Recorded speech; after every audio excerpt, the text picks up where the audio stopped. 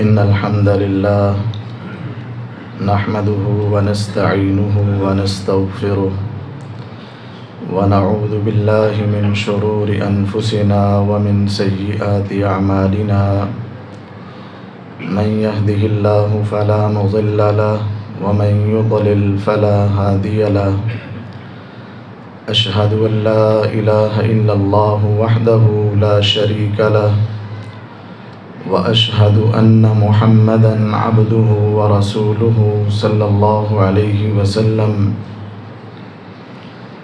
أما بعد فإن خير الحديث كتاب الله وخير الهدي هدي محمد صلى الله عليه وسلم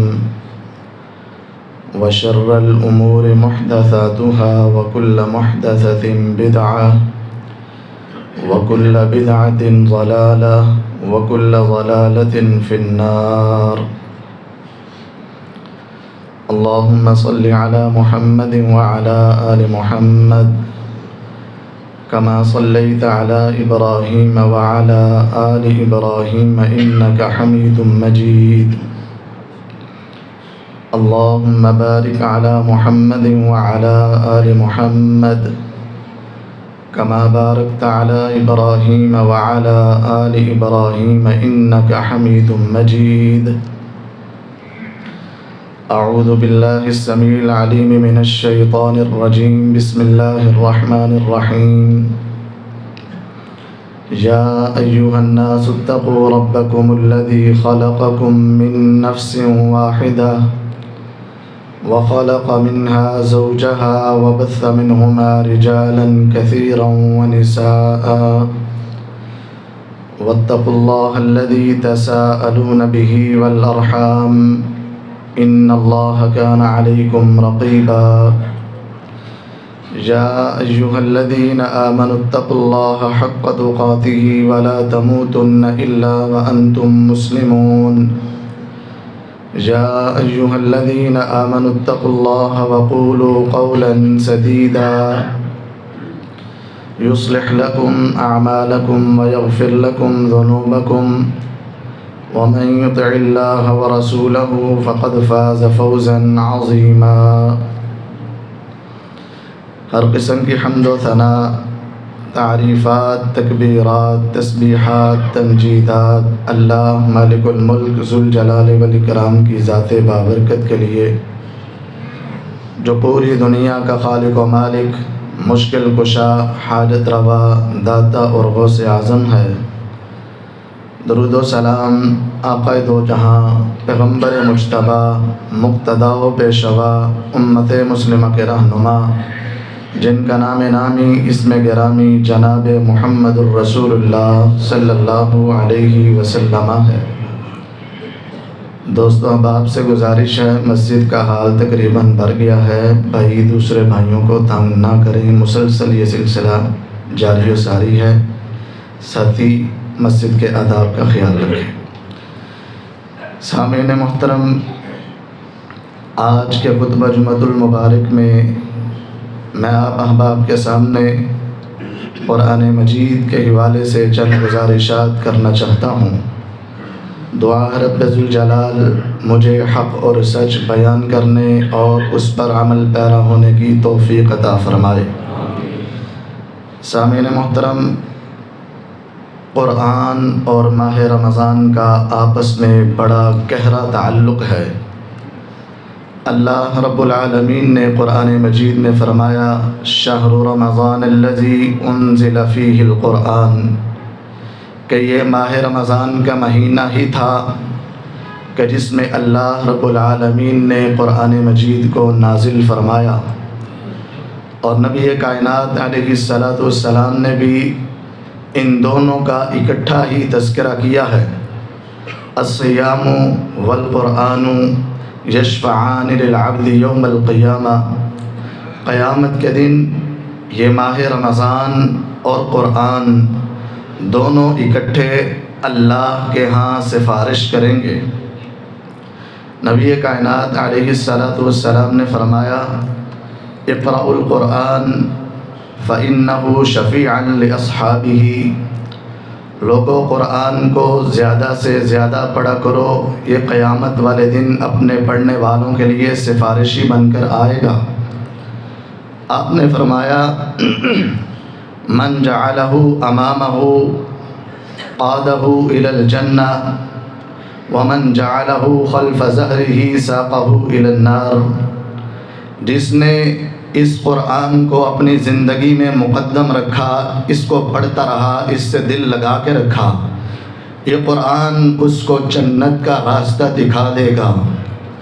اور جس نے اللہ کی اس کتاب کو پس پشت ڈال دیا، اس سے منہ موڑ لیا، اس کو غلاف میں بند کر کے درازوں میں رکھ دیا، الماریوں میں رکھ دیا اور اس کو پڑھنا چھوڑ دیا، اس کا یہ عمل انسان کو جہنم کی طرف دھکیل دے گا۔ سامعین محترم، یہ قرآن ایک ایسی عظیم کتاب ہے جو بھی اس سے جڑتا ہے دنیا آخرت میں عزت پاتا ہے۔ نبی کائنات علیہ السلام نے فرمایا الماہر بالقرآن مع السفرۃ الکرام البررہ۔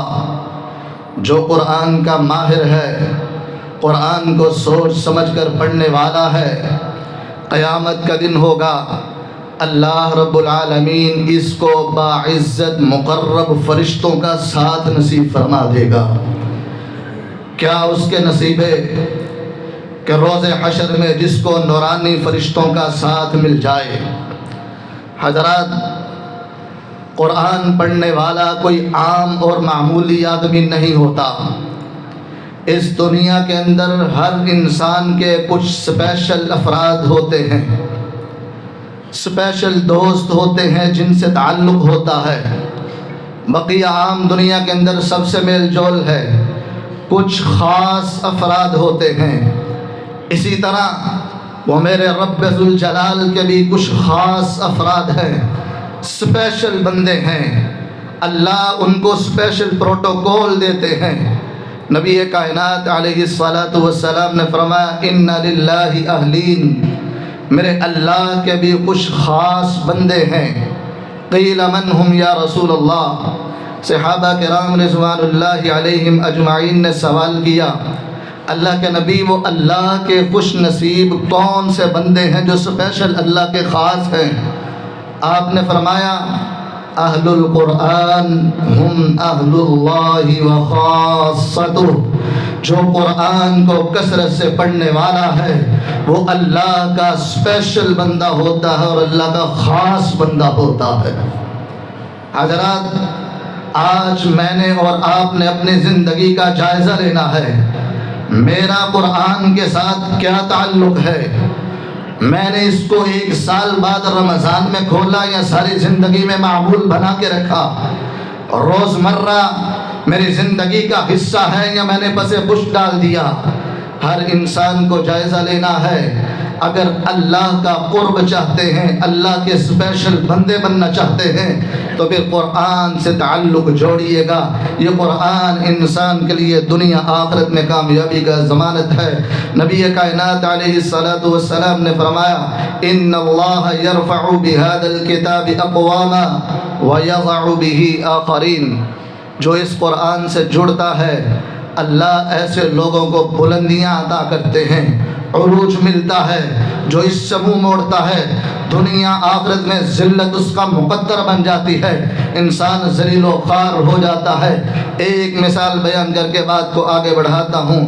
امی جان عائشہ صدیقہ طاہرہ مطہرہ رضی اللہ تعالی عنہ بیان کرتی ہیں، میں اور امام الانبیاء جناب محمد الرسول اللہ صلی اللہ علیہ وسلم مسجد نبوی میں عشاء کی نماز پڑھی، واپس گھر میں پلٹنے لگے، اللہ کے نبی بھی چلے گئے، میں بھی جانے لگی۔ اچانک میرے کانوں میں بہترین خوبصورت قرآن کی آواز پڑی، میں وہاں پر کھڑی ہو گئی، قرآن سننے لگ گئی۔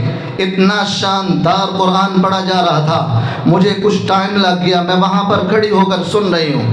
پھر دل میں خیال آیا کہ رسول اللہ تو گھر میں پہنچ چکے ہوں گے، وہ میرے بارے میں سوچ رہے ہوں گے، انتظار کر رہے ہوں گے۔ آپ گھر جاتی ہیں، آقا کائنات سے یہ مسئلہ شیئر کیا، اللہ کے نبی اگر آپ کا مجھے یہ ڈر نہ ہوتا، آپ کی سوچ نہ ہوتی تو پھر میں ابھی اور قرآن سنتی مسجد نبوی میں اللہ کا قرآن پڑھا جا رہا تھا۔ کائنات کے امام اٹھے، امی جان حضرت عائشہ رضی اللہ تعالیٰ عنہ کو ساتھ لیا اور مسجد نبوی میں آئے۔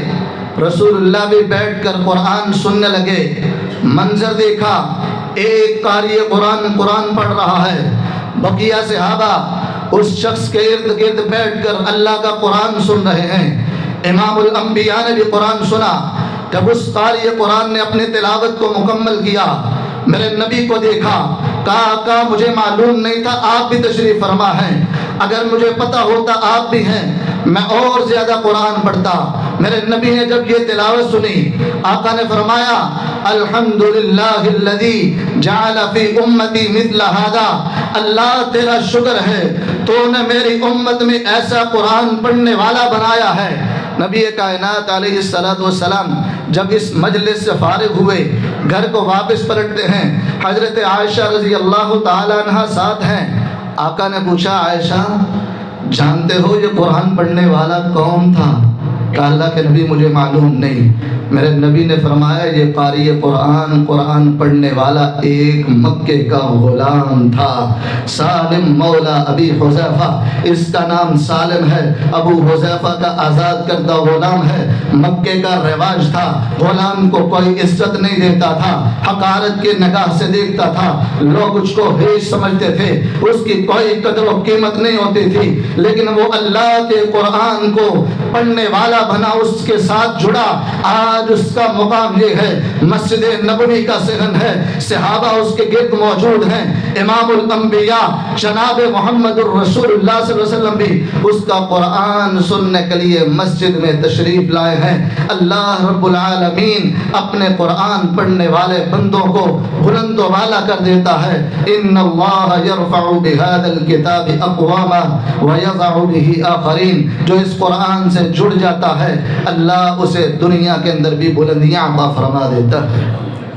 سامعین محترم، احد کا میدان تھا، 70 صحابہ شہید ہوئے، 70 صحابہ زخمی ہوئے، تدفین کا معاملہ تھا۔ آقا کائنات نے کہا میرے صحابہ قبریں کھودی جائیں۔ سارا دن میدان جہاد میں دشمن سے ٹکرائے ہوئے تھے اور جسموں پر زخم تھے، آقا اتنی قبریں کیسے کھودیں گے؟ میرے نبی نے فرمایا میرے صحابہ قبریں کھودو، ایک ایک قبر کے اندر 2 3 4 صحابہ کو دفنا دیا جائے گا۔ قبریں کھودی گئیں، امام الانبیاء کو بتلایا گیا، میرے آقا آگے بڑھے، دفنانے کا موقع آیا، میرے نبی نے ایک سوال کیا، میرے صحابہ مجھے بتلاؤ ایہم اکثر اخذا للقرآن، ان کے چہرے دیکھ کر بتلاؤ ان میں سے سب سے زیادہ قرآن پڑھنے والا کون تھا؟ اگرچہ احد کے سارے شہداء جنتی تھے، رب ذوالجلال نے ان کو جنت کا مہمان بنا دیا تھا، لیکن میرے نبی نے قبر کے اندر اتارتے ہوئے سوال یہ پوچھا ایہم اکثر اخذا للقرآن، ان میں سے قرآن سب سے پڑھنے والا کون تھا؟ میرے آقا نے یہ نہیں پوچھا مجھے بتلاؤ ان میں سے قریشی کون تھا، ان میں سے ہاشمی کون تھا، مال و دولت والا کون تھا، جاگیردار کون تھا، عہدے والا کون تھا، ٹھاٹ باٹھ والا کون تھا، مال و ثروت والا کون تھا، چودراہٹ کس کی چلتی تھی، دنیا میں نام کس کا چلتا تھا، سکہ کس کا چلتا تھا؟ نہیں، میرے نبی کو پتا تھا آج میرے صحابہ جس جگہ پر جا رہے ہیں یہاں پر مال و دولت کام نہیں آئے گا، چودراہٹ کام نہیں آئے گی، صدارت وزارت کام نہیں آئے گی، عہدے کام نہیں آئیں گے، جائیداد جگیریں کام نہیں آئیں گی، دنیا کا مال و دولت بینک بیلنس کام نہیں آئے گا، رشتہ داریاں کام نہیں آئیں گی، ہاشمی ہونا اور بڑے بڑے تعلقات خاندان سے ہونا یہ اس کے کام نہیں آئے گا۔ میرے نبی کو پتا تھا اگر اس قبر کے اندر کام آنا ہے تو یہ اللہ کے قرآن نے میں کام آنا ہے۔ میرے صحابہ جو ان میں سے سب سے زیادہ قرآن پڑھنے والا ہے اس کو قبر کے اندر پہلے اتارا جائے، اس کی نعمت اس کی برکت کی وجہ سے اللہ قبر کو ویسے ہی منور فرما دے گا۔ حضرات یہ قرآن قبر کے اندر بھی انسان کے لیے ساتھی بنے گا۔ مومن بندوں سے بھی بعض مرتبہ گناہ ہوتے ہیں اور اللہ ناراض ہو جاتے ہیں۔ میرے نبی نے فرمایا جب انسان کو قبر کے اندر لٹا دیا جائے گا، جو اس نے جرائم کیے ہیں بعض مرتبہ اللہ معاف فرما دیتے ہیں، بعض مرتبہ اللہ تعالیٰ عذاب کے لیے بھی اپنے بندے کو پکڑ لیتے ہیں۔ عذاب سب سے پہلے اس کے قدموں کی طرف سے آئے گا۔ دافعته مشيه الى المساجد، یہ شخص دنیا کے اندر اپنے ان قدموں پر چل کے اللہ کے گھر میں مساجد کی طرف جایا کرتا تھا، اس کا یہ عمل کھڑا ہو جائے گا۔ اللہ تیرا یہ بندہ انہی قدموں پر چل کے تیرے گھر میں آیا کرتا تھا، کتنے وہ لوگ تھے جو انہی قدموں پہ چل کے سینما اور تھیٹروں میں جاتے تھے، چوکوں چوراہوں میں جاتے تھے، گلیوں بازاروں میں گھومتے تھے، کرکٹ کے میدانوں میں جاتے تھے، دنیا کی رونقوں میں جاتے تھے، اور یہ تیرا بندہ ان قدموں پہ چل کے تیرے گھر میں آتا تھا۔ آج بھلا اس کو کیسے یہاں سے عذاب ہو سکتا ہے؟ اللہ میری سفارش قبول کر کے اس کو عذاب کو یہاں سے ہٹا دے، کسی اور طرف سے بھیج دے۔ اللہ یہ سفارش قبول کر لیں گے، قدموں کی طرف سے عذاب کو ہٹا دیا جائے گا۔ عذاب پھر ہاتھوں کی طرف سے آئے گا، درمیان سے۔ دفعته الصدقہ، انسان نے اپنے ہاتھوں سے صدقہ کیا ہوگا، یہ سفارشی بن جائیں گے۔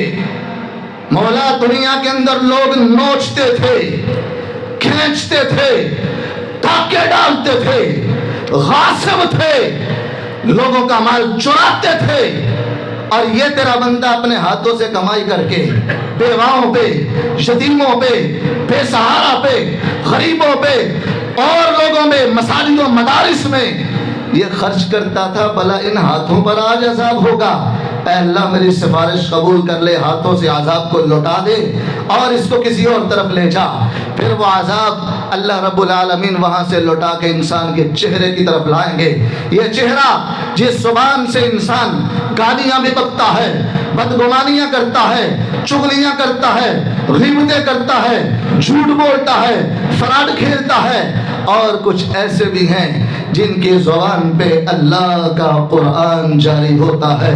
جو قرآن پڑھنے والا ہے، اپنے زبان کو اللہ کے ذکر سے تر رکھنے والا ہے، قیامت کے دن یہ چہرہ اللہ کے سامنے گواہی دے گا کہ اللہ یہ زبان تیرا قرآن پڑھتی رہی، آج بھلا ایسے چہرے کو کیسے تو عذاب دے گا؟ اللہ ہماری سفارش قبول کر لے، عذاب کو لوٹا دے۔ اللہ یہاں سے بھی سفارش قبول کر کے اس قرآن کی سفارش کی برکت کی وجہ سے اللہ اپنے بندے سے عذاب کو لوٹا دیں گے۔ انسان کو اللہ کے عذاب سے محفوظ رکھا جائے گا۔ سامعین محترم، پھر وہ وقت بھی آئے گا کہ جب سور پھونکا جائے گا اور قیامت برپا ہو جائے گی۔ آج انسان کہتا ہے قبر ماں کے پاس بنائی جائے، باپ کے پاس بنائی جائے، دادا کے پاس بنائی جائے، قیامت والے دن وہاں سے اکٹھے اٹھے میدان حشر کی طرف چلے۔ اس کو معلوم نہیں حشر کا میدان کیسا ہوگا، حالات کیسے ہوں گے۔ وہاں پر میرے نبی نے فرمایا قبریں پھٹیں گی، حالات ایسے ہوں گے، انسان کی کیفیت ایسے ہے جس طرح آج ہی ماں کے پیٹ سے نکلا، جس طرح ماں کے پیٹ سے آیا تھا، یہ ننگا بدن تھا اور ننگے پاؤں تھے، بغیر ختنوں کے تھا۔ ایسے ہی جب قبر پھٹے گی، یہ باہر نکلے گا، بدن پر لباس نہیں، قدموں میں جوتا نہیں، بغیر ختنوں کے ہے، اور نفس نفسی کا عالم۔ یوم یفر المرء من اخیہ وامہ وابیہ وصاحبتہ وبنیہ، انسان اس دن یفر المرء من اخیہ اپنے بھائیوں سے بھاگے گا، وامہ وابیہ ماں جس سے بڑی محبت ہوتی ہے ماں سے بھاگے گا، وابی باپ جس سے بڑا پیار ہوتا ہے باپ کی محبت کو ٹھکرا دے گا، وصاحبتہ وبنیہ آج بیوی بچوں کے لیے حرام حلال کی تمیز کیے بغیر اپنی قبر کو اندھیرا کر رہا ہوتا ہے۔ وہ اس دن اپنی بیوی بچوں کی محبت کو بھول جائے گا، دور بھاگے گا۔ کیوں؟ لِكُلِّ امْرِئٍ مِّنْهُمْ يَوْمَئِذٍ شَأْنٌ يُغْنِيهِ۔ اس دن ہر انسان کو اپنی پڑی ہے، میں نے کیسے بچنا ہے۔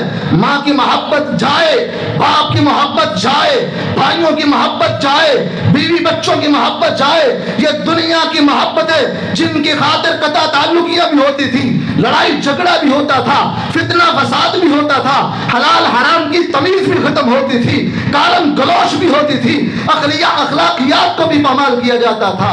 لیکن آج یہ ساری محبتیں ختم ہو جائیں گی، نفسا نفسی کا عالم ہے، انسان ان سے بھاگ رہا ہوگا۔ ایسے حالات میں اگر انسان کے کوئی کام آئے گا تو میرے رب کا یہ قرآن کام آئے گا۔ جس نے اس سے دل لگایا ہوگا، جس نے اس سے محبت کی ہوگی، جس نے اس کو پڑھا ہوگا، میرے نبی نے فرمایا جب اس کی ماں اس سے دور ہو گئی، باپ اس کے کام نہیں آئے گا، بھائی کام نہیں آئے گا، اولاد کام نہیں آئے گی، بیوی کام نہیں آئے گی، ایسے میں ایک شخص اس کے پاس بھاگتا ہوا آئے گا اور اس کا منظر یہ ہوگا کالرجل الشاحب، پریشان حال میں ایک انسان اس کے پاس آئے گا۔ کیوں پریشان؟ اس کو تلاش کر رہا ہے۔ جس طرح ماں کا بچہ گم ہو جائے، ماں اپنے بچے کو تلاش کرتے ہوئے غمزدہ ہو کر پریشان ہوتی ہے، ایسے یہ شخص اس کو تلاش کر رہا ہوگا، میرا قرآن مجھے پڑھنے والا آج کہاں پہ ہے، کہیں گم تو نہ گیا۔ کالرجل الشاحب، پریشانی کے عالم میں آئے گا اور آ کر پوچھے گا اتعرفنی، ارے مجھے جانتا ہے میں کون ہوں؟ کہے گا ما اعرفک، نہیں بھائی میں تجھے نہیں جانتا۔ وہ قرآن جو انسانی شکل میں آیا ہے اس میدان حشر میں کہے گا انا تلاوتک القرآن، میں تیری قرآن کی تلاوت ہوں جو تو دنیا میں پڑھا کرتا تھا، آج وہ تلاوت تیرے سامنے آ چکی ہے۔ پریشان نہ ہو، ہر تاجر کی مزدوری ہوتی ہے، ہر محنت کا صلہ ہوتا ہے۔ تم نے دنیا کے اندر مجھ سے تعلق جوڑا تھا، میں بے وفا نہیں ہوں، میں تیرا ساتھ دینے کے لیے آیا ہوں۔ اپنا ہاتھ دائیں آگے بڑھا، یہ اپنا دائیں ہاتھ آگے بڑھائے گا، فَيُعْطَى الْمُلْكَ بِيَمِينِهِ، لے پکڑ، آج تجھے جنت کی چابی اور سرٹیفکیٹ دیا جا رہا ہے۔ کہے گا بایاں ہاتھ آگے بڑھا، یہ بایاں ہاتھ آگے بڑھائے گا، وَيُعْطَى الْخُلْدَ بِشِمَالِهِ، اس کے بایاں ہاتھ میں ہمیشہ کا ٹکٹ دیا جائے گا۔ لے ایک تیرے ہاتھ میں جنت کا ٹکٹ ہے، دوسرے ہاتھ میں ہمیشگی کی ضمانت ہے۔ اب پریشان نہ ہو، دنیا کے سارے تعلقات جہاں پہ تجھے چھوڑ گئے، تم نے مجھ سے تعلق جوڑا تھا، میں نے تجھ سے غداری نہیں کی۔ آج قیامت کے دن روز حشر میں اگر تیرے کوئی کام آیا ہے تو یہ قرآن کام آئے گا۔ حضرات، لوگ دنیا کے اندر تعلقات بناتے ہیں، بڑے بڑے نام سے تعلق جوڑنے کی کوشش کرتے ہیں، کیوں؟ مشکل وقت میں کام آئے گا، اوکھا سوکھا ویلا ٹپ جائے۔ حضرات، اس سے زیادہ مشکل وقت کوئی نہیں اور اس قرآن سے زیادہ وفادار ساتھی کوئی نہیں۔ آج دنیا کے اندر کسی کو ساتھی بنائیں نہ بنائیں، خدا را میں اپنے آپ کو آپ احباب کو کہوں گا اس قرآن کو اپنا دوست بنا لیں، یہ سچا دوست ہے، اس سے تعلق جوڑ لیں، دنیا آخرت میں کامیاب ہو جائیں گے۔ ابھی یہاں پر کھڑا ہے، اچانک سے دیکھے گا پرندوں کا ایک جھنڈ آیا ہے اور دیکھے گا بادلوں کے ٹکڑے آئے ہیں، وہ روز محشر جہاں پہ کوئی سایہ نہیں ہے، سختی کا دن ہے، اور دیکھے گا کہ جیسے پرندوں کا جھنڈ کسی کو تلاش کر رہا ہے، اچانک اس کو دیکھیں گے وہ پرندوں کا جھنڈ اس کے اوپر آ کے سایہ کر دے گا، بادلوں کا ٹکڑا آئے گا وہ اس کو تلاش کر رہا ہے، اچانک سے آ کے جب اس کو دیکھے گا اس کے اوپر سایہ کر کے کھڑا ہو جائے۔ کہیں یہ قرآن پڑھنے والے کو حشر کے میدان میں تپش نہ لگے، گرم ہوا نہ لگے اور اس کے اوپر گرمی نہ آئے، اس کو سایہ دیا جائے۔ حقیقت کے اندر یہ پرندوں کا جھنڈ نہیں ہے، یہ سورۃ البقرہ ہے۔ اور یہ بادلوں کے ٹکڑے، یہ بادل نہیں ہے، یہ سورہ آل عمران ہے۔ میرے نبی نے فرمایا اقرأوا الزہراوین، لوگوں کثرت کے ساتھ سورۃ البقرہ اور سورہ آل عمران پڑھا کرو، یہ روز حشر اپنے پڑھنے والوں کے لیے سائبان بن جائیں گے۔ اب کتنا خوش نصیب ہے وہ انسان جس نے قرآن سے تعلق جوڑا، جنت کا ٹکٹ ملا، ہمیشگی کا سرٹیفکیٹ ملا، آسمانوں پہ اس کے اوپر آ کر یہ سائبان بن گئے، اور ابھی کھڑا ہے، اللہ کی عدالت میں پیش ہونا ہے، انتظار میں ہے۔ پھر وہ وقت بھی آ جائے گا، پکارا جائے گا، فلاں بن فلاں آ کر حساب دے، اللہ کی عدالت لگی ہے۔ جی ہاں، ہمارے نام لیے جائیں گے، باپ کے نام سے پکارا جائے گا، فلاں بن فلاں آ کر حساب دے۔ ہے کسی کے اندر جرت، اتنی ہمت جو دعویٰ کرے کہ میں اپنی زندگی کا حساب دے سکتا ہوں؟ ہے کسی کے اندر اتنا حوصلہ؟ کم از کم میں اپنے بارے میں تو کہوں گا، میرے اندر تو ایک دن کا حوصلہ بھی نہیں ہے کہ میں اپنے زندگی کے ایک دن کا بھی حساب دے سکوں۔ اللہ کی عدالت میں کھڑا ہو کر جواب دینے کے لیے انتظار کر رہا ہوگا، اس کو پکارا جائے گا، فلاں بن فلاں ہے، اپنی زندگی کا حساب دے، بتا تیرے لیل و نہار کیسے گزرے، تیرے شب و روز کیسے گزرے، تجھے شباب ملا، تجھے جوانی ملی، قوت کے لمحات ملے، بتا کہاں پہ گزار کے آیا ہے۔ انسان اپنی زندگی کا حساب دینے کے لیے بیٹھ کھڑا ہوگا۔ جب اللہ کی عدالت میں بلایا جائے گا، یہی جو دو صورتیں اوپر سایہ کر کے کھڑی ہیں، اللہ کے پاس جب پہنچے گا، ایک دائیں طرف سے آ جائے گی، ایک بائیں طرف سے آ جائے گی۔ اللہ حساب لینے لگیں گے، یہ سفارش کریں گے تو حاجانی، یہ دونوں جھگڑا کریں گی، ضد کریں گی، بار بار منت اور سماجت کریں گی۔ اس کا لغوی معنی دیکھا جائے تو اللہ کہہ رہے ہیں حساب لینا، یہ کہیں گے یا اللہ چھوڑ دے، نہ کھول کھاتا، اللہ چھوڑ دے، اس کو معاف کر دے، یہ تیرا قرآن پڑھنے والا تھا، یہ ہمارے ساتھ محبت کرنے والا تھا، دنیا بڑی تھی، ڈائجسٹ پڑھنے والے اور بڑے بڑے کالم پڑھنے والے، فیس بک پہ وقت ضائع کرنے والے، یوٹیوب انسٹاگرام پہ اپنی زندگی کے لمحات کو گنوانے والے، اور کرکٹ کے میدانوں میں، کھیل کے میدانوں میں، گیموں کے اندر اپنے وقت کو برباد کرنے والے، لیکن یہ تیرا بندہ قرآن پڑھتا تھا، یا اللہ نہ کھول، اللہ چھوڑ دے، معاف کر دے، اس کا کھاتا کھولے بغیر معاف کر دے۔ یہ اتنی مرتبہ اللہ رب العالمین سے درخواست کریں گی، اللہ ان کی درخواست کو قبول کر کے اپنے بندے کو معاف فرما دیں گے۔ اور پھر یہیں پر بس نہیں، پھر اللہ کہیں گے بلاؤ ان کے والدین کو، والدین کو بلایا جائے گا۔ یہ صرف حافظ قرآن کے والدین کے لیے نہیں ہے، صاحب قرآن، جو بھی قرآن پڑھنے والا، قرآن پڑھنے والے کے والدین کو بھی بلایا جائے گا۔ اس کے والدین کو بلا کر جنتی 2 لباس پہنائے جائیں گے، اور وہ اتنے قیمتی لباس، میرے نبی نے فرمایا پوری دنیا کا مال و متاع، سونا چاندی ہیرے جواہرات موتی بینک بیلنس کرنسیاں ساری جائیدادیں سارا کچھ اکٹھا کر لیا جائے، پوری دنیا کی دولت ان 2 حلوں کا مقابلہ نہیں کر سکتی، ان کی قیمت نہیں ادا کر سکتی۔ وَيُوزَعُ لَهُ تَاجُ الْوَقَارِ، اور اس صاحب قرآن، قرآن پڑھنے والے کے سر پر عزت کا تاج رکھ دیا جائے گا۔ والدین پوچھیں گے، سوال کریں گے، اللہ یہ تو تیرا قرآن بہت زیادہ پڑھنے والا، صاحب قرآن، اس کو سمجھنے والا، یاد کرنے والا، حفظ کرنے والا، تلاوت کرنے والا، اس پہ عمل کرنے والا، اس کو تو یہ عزت سے نوازا، ہمیں یہ لباس کیوں پہنایا ہے؟ اللہ جواب دیں گے لِتَعْلِيمِ وَلَدِكُمُ الْقُرْآنِ، یہ آج عزت سے تمہیں اس لیے نوازا جا رہا ہے کہ تم نے دنیا کے اندر اپنی اولاد کو قرآن کی تربیت سکھائی تھی۔ حضرات اس میدان میں اگر اگر کوئی چیز کام آئے گی تو وہ یہ قرآن ہے۔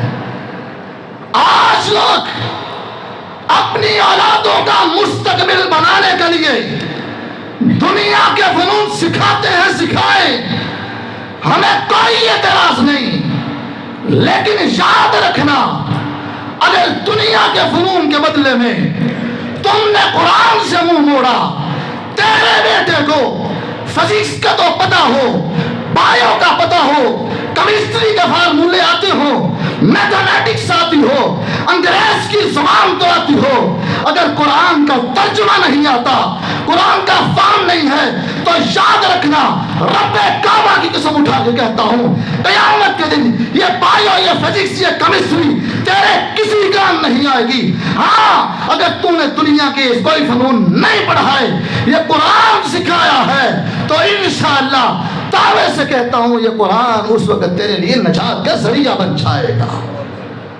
قرآن سکھائیے اپنی اولادوں کو، یہ ان کا مستقبل ہے۔ آج لوگ کہتے ہیں ان کا فیوچر بنانا ہے، جناب کیا کریں، 30 سالہ زندگی گزار دیتے ہیں مستقبل بنانے میں، بقیہ کتنی رہ گی؟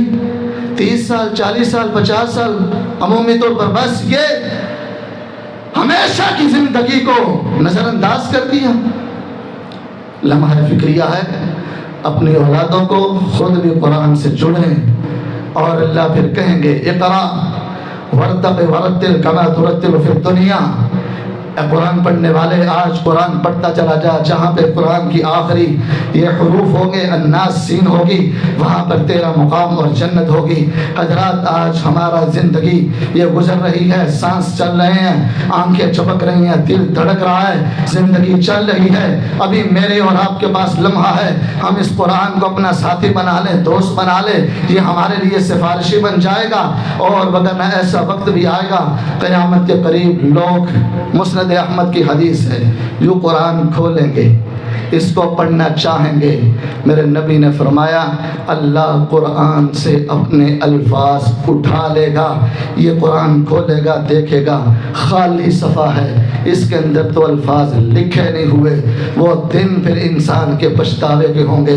اس دنیا کے اندر ہی یہ منظر انسان کے ساتھ ہو جائے گا، قیامت کے قریب قرآن کھولے گا لیکن اس کو ملے گا کچھ نہیں، اللہ الفاظ اٹھا لیں گے، پھر وہ وقت انسان کے ہاتھ سے گزر جائے گا۔